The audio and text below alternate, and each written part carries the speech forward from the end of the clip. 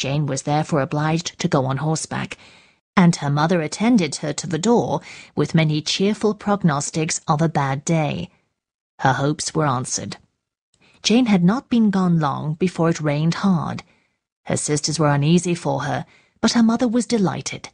The rain continued the whole evening without intermission. Jane certainly could not come back. "This was a lucky idea of mine, indeed," said Mrs. Bennet more than once, as if the credit of making it rain were all her own. Till the next morning, however, she was not aware of all the felicity of her contrivance. Breakfast was scarcely over when a servant from Netherfield brought the following note for Elizabeth. "My dearest Lizzie, I find myself very unwell this morning, which I suppose is to be imputed to my getting wet through yesterday. My kind friends will not hear of my returning till I am better. They insist also on my seeing Mr. Jones.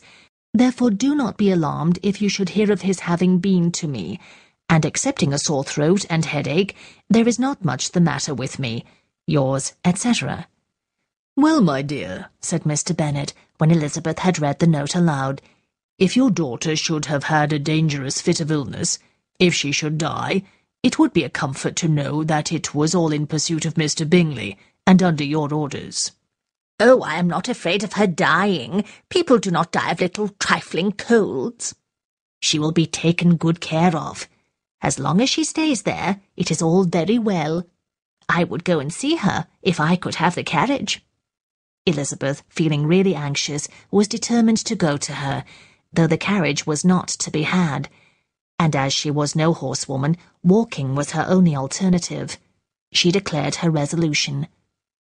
"How can you be so silly," cried her mother, "as to think of such a thing in all this dirt? You will not be fit to be seen when you get there." "I shall be very fit to see Jane, which is all I want."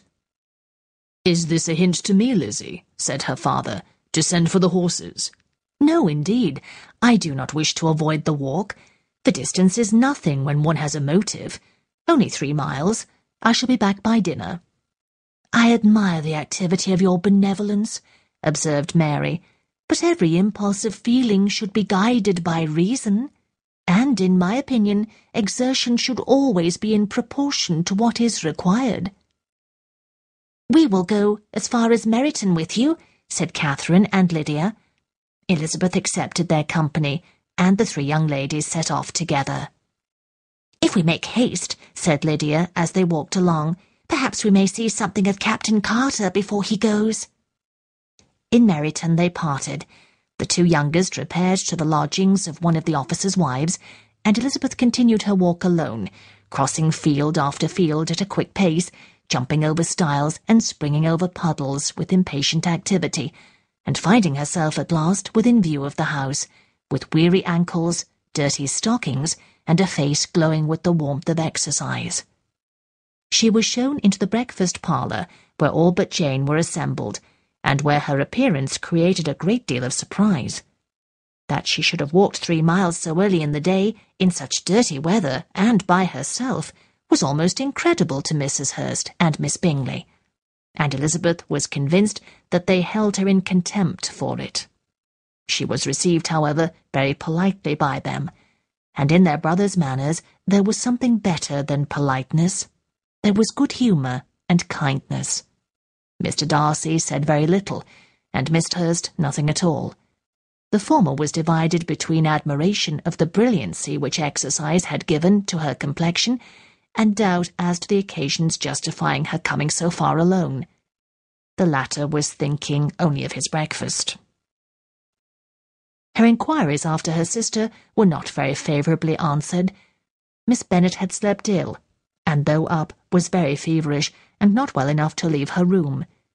Elizabeth was glad to be taken to her immediately, and Jane, who had only been withheld by the fear of giving alarm or inconvenience from expressing in her note how much she longed for such a visit, was delighted at her entrance.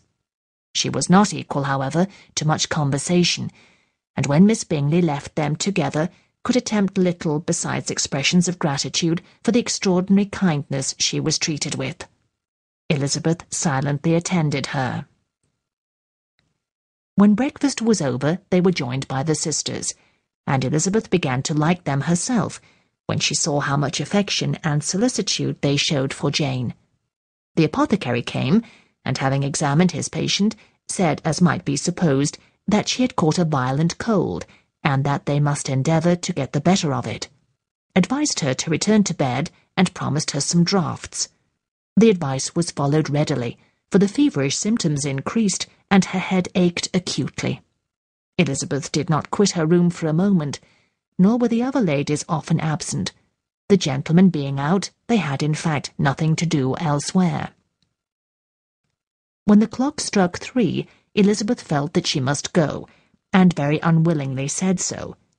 Miss Bingley offered her the carriage, and she only wanted a little pressing to accept it, when Jane testified such concern in parting with her that Miss Bingley was obliged to convert the offer of the chaise to an invitation to remain at Netherfield for the present.